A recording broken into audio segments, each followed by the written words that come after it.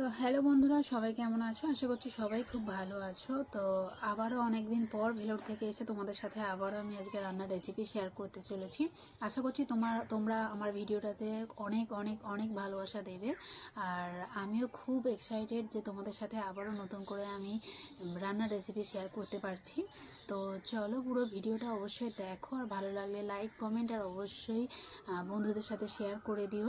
আর আমার চ্যানেলটাকে সাবস্ক্রাইব করে আমার সাথে থেকো, আর অবশ্যই পাশে থাকা বেল আইকনটা প্রেস করে রেখো, যাতে নিত্য নতুন ভিডিও আমি আপলোড করলেই তোমাদের কাছে নোটিফিকেশানটা চলে যায়। তো আজকে তোমাদের সাথে শেয়ার করব সুরপাই মাছের ভীষণ টেস্টি একটা রেসিপিটা অবশ্যই পুরোটা দেখতে থাকো, আর বাড়িতে অবশ্যই ট্রাই করো, আর কেমন হলো অবশ্যই আমাকে কমেন্টে জানিও। তো চলো, ভিডিওটা শুরু করতে থাকি, চলো। তো সুরপাই মাছের রেসিপিটার জন্য আমি এখানে কড়াটাকে গরম করে নিয়ে দিয়ে দিচ্ছি বেশ খানিকটা জল। এর মধ্যেই আমি সরু সরু করে কেটে রাখা আলুগুলোকে সেদ্ধ করে নেব। তো বন্ধুরা, অনেক দিন পর ভেলোর থেকে এসে এই প্রথম তোমাদের সাথে আমি রান্নার রেসিপি আবারও শেয়ার করতে চলেছি। তো আজকে আমি ভীষণ এক্সাইটেড তোমাদেরকে আবার রান্নার ভিডিও দিতে পেরে। আর আমিও খুব খুশি আর কি। অনেক দিন এরকম খাবার আমি খাইনি বললে চলে। সুরপাই মাছ তো নয়ই, কারণ ভেলোরের ওখানে মাছ ফাছ খুব একটা আমাদের এখানকার মতো এতটা টাটকা বা টেস্টি ছিল না, যার কারণে এই ধরনের খাবার আমি এই 3 মাসের বেশি হয়ে গেল এই আজ খাবো আর কি। তো চলো রান্নাটা করতে থাকি, আর তোমরা দেখতেও থাকো।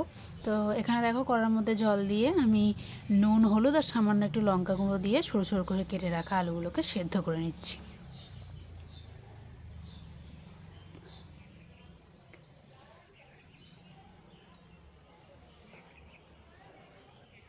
এবার ঢাকাটা খুলে একটু দেখে নিচ্ছি আলুগুলো সেদ্ধ হয়ে গেছে কিনা। তো আলুগুলো খুব ভালো করে সেদ্ধ হয়ে গেছে, এবার এটাকে আমি ঢেলে নেব।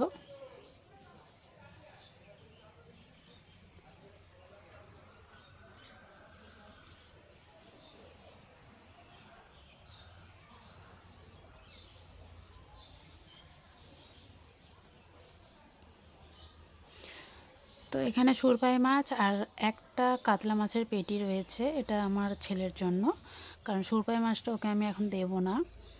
তো মাছগুলোতে এবার আমি নুন, হলুদ গুঁড়ো আর খানিকটা সরিষার তেল দিয়ে ম্যারিনেট করে নেব।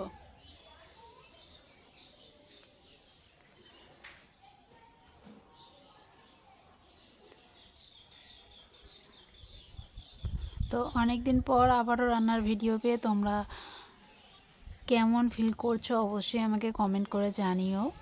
আর কে কী ধরনের রান্না পেতে চাইছো অবশ্যই আমাকে কমেন্টে জানিও, আমি চেষ্টা করব সেই ভিডিও আপলোড করার।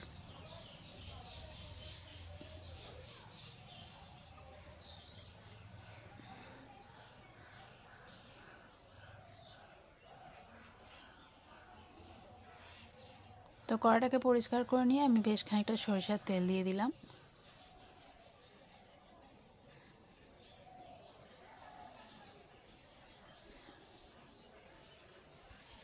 আর এদিকে দেখো, আদা আর রসুন পেস্ট করে নিয়েছি। তেল খুব ভালো করে গরম হয়ে গেছে, এবার মাছগুলো সবগুলো আমি ভেজে নেব।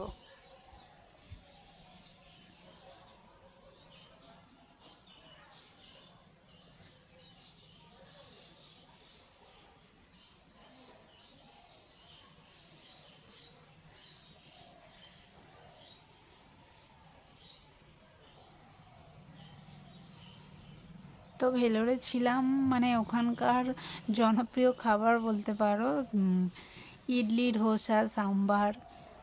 তো প্রচুর খেয়েছি।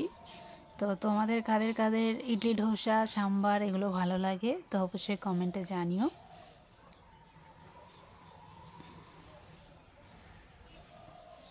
ওখানে অনেক অনেক মন্দির রয়েছে, তোমার বেশিরভাগ সব শিব মন্দির রয়েছে। তো আমরা একটা সমস্যা নিয়ে গিয়েছিলাম, তো সেই কারণে মন্দিরে বেশি ঘোরা হয়নি, দু একটা মন্দিরে গিয়েছিলাম।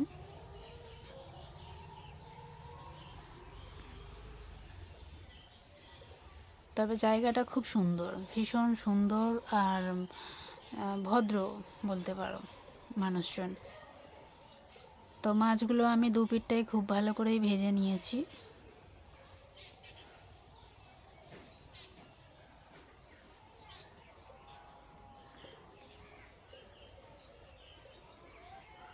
এবার মাছগুলো আমি তুলে নেব।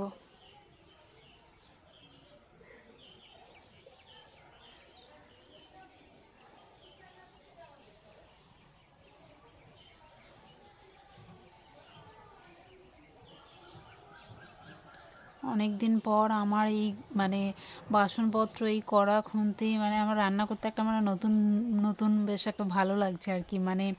ওখানকার ওই কড়া খুন্তিতে আমি কিছুদিন অভ্যস্ত হয়ে গেছিলাম, তো এটাতে আবার একটা বেশ ভালো ফিলিং আসছে আর কি।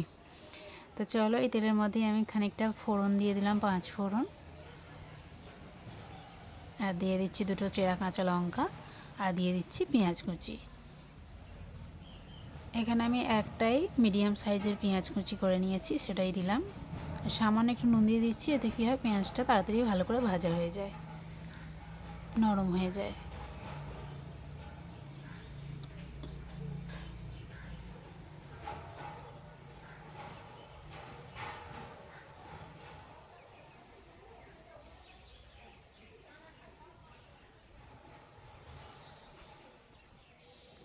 এবার দিয়ে দিচ্ছি একটা টমেটো কুচি। টমেটোটাকে বেশ নরম করে নেব আমি।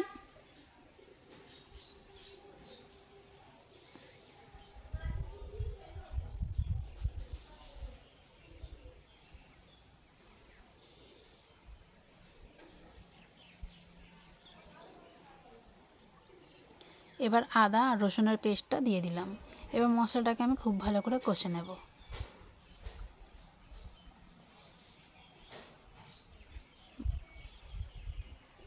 মশলা ধোয়া জলটাও এখানে আমি অ্যাড করে দেব।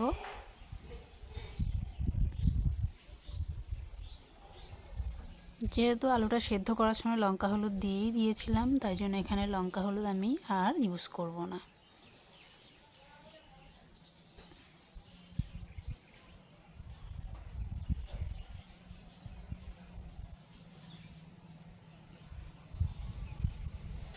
তো মশলা ভালো করে কষানো হয়ে গেছে।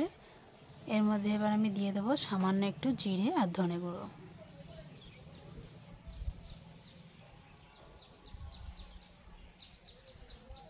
আর দিয়ে দিচ্ছি সামান্য একটুখানি গরম মশলা। এখানে আমি সানরাইসের যে গুঁড়ো গরম মশলাটা পাওয়া যায়, তো সেটা ইউজ করছি।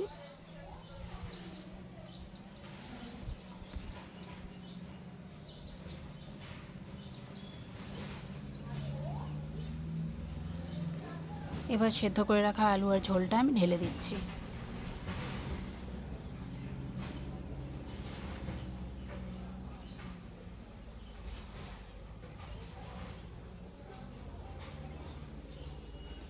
আলুর যে ঝোল সেটা আমি বেশ খানিকটা আলাদা করে রেখেছিলাম, সেটাও একটু দিয়ে দিলাম।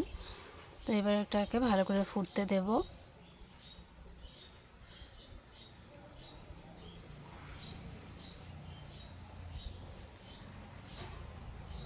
কালারের জন্য এখানে আমি ইউজ করছি একটু সামান্য কাশ্মীরি লঙ্কার গুঁড়ো।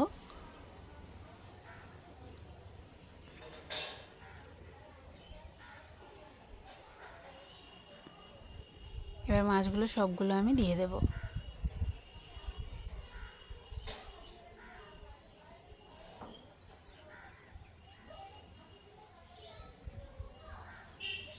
তো মাছ দিয়ে খুব বেশি না, 7 থেকে 8 মিনিট আমি ফুটিয়ে নেব। ফুটিয়ে নিলে আজকের রেসিপিটা একেবারে রেডি। তো আজকের এই সুরপাই মাছের রেসিপিটা তোমাদের কেমন লেগেছে অবশ্যই আমাকে কমেন্টে জানিও। আমার তো খেতে ভীষণ টেস্টি লাগবে, তো সেটা আর বলার কিছু নেই। এমনিও রান্নাটা আমি আমার রান্না হিসেবে বলছি না, রেসিপিটা সত্যিই খুব সুন্দর টেস্টি হয়। আবার ভেলোর থেকে এসে এই প্রথম এখানে রান্না করে খাচ্ছি, তো সেটা আরও স্বাদটাকে বাড়িয়ে দেবে আর কি। তো চলো দেখো, ঝোল খুব ভালো করে ফুটে গেছে, এটা রেডিও হয়ে গেছে।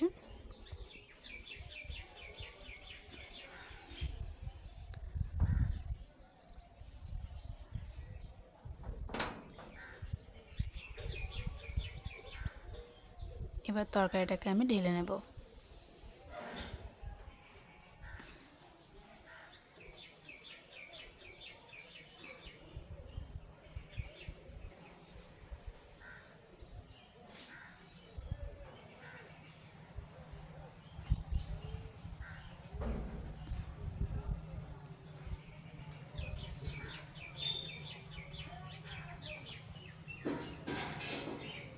তো সুরপাই মাছ খেতে আমি ভীষণ পছন্দ করি। তোমরা কারা কারা সুরপাই মাছ পছন্দ করো অবশ্যই আমাকে কমেন্টে জানিও। তো দেখো রেসিপিটা একেবারে রেডি হয়ে গেছে, আর কতটা লোভনীয় দেখতে হয়েছে সেটাও দেখো। আর এদিকে নিয়ে বসে পড়েছি দেখো ভাত আর তরকারি। তো চলো একটু মাছ আর তরকারি নিয়ে ভাতটা খাই। আমি তো মানে খাওয়ার জন্য পুরো মানে কি বলবো হাংরি হয়ে আছি আর কি।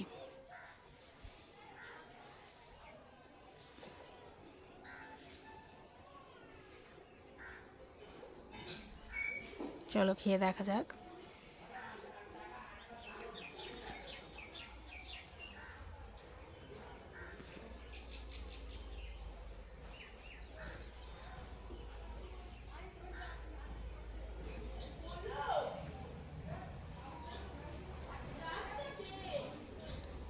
সত্যি দারুণ, মানে ভীষণ টেস্ট। মানে সুরপাই মাছের তরকারি এমনিই আমার ভালো লাগে, আবার রেসিপিটা এইভাবে বানিয়ে